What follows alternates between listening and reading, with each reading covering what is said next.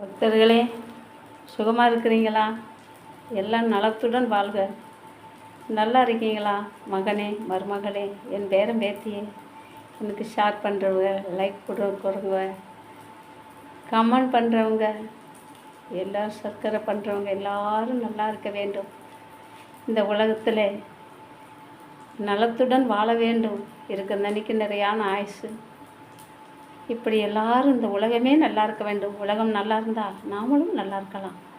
எங்கேயோ போர் நடக்குது, அங்கே போர் நடக்கையில் நம்மளுக்கு இங்கே சிலிண்டர் வருதா? இல்லையே. அதுபோல் இந்த உலகம் நல்லா இருந்தால் நாமளும் நல்லா இருப்போம். பக்தர்களே, தோசை சுட்டுக்கிட்டு இருக்கிறேன் பாருங்கோ. பேத்தி வேற மருமகளே,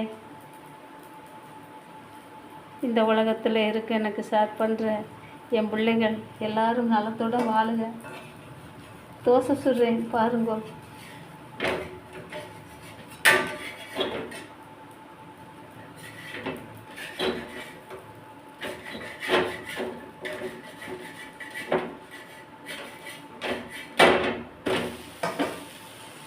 இந்த தோசை சுட்டுக்கிட்டு இருக்கேன் பாருங்க.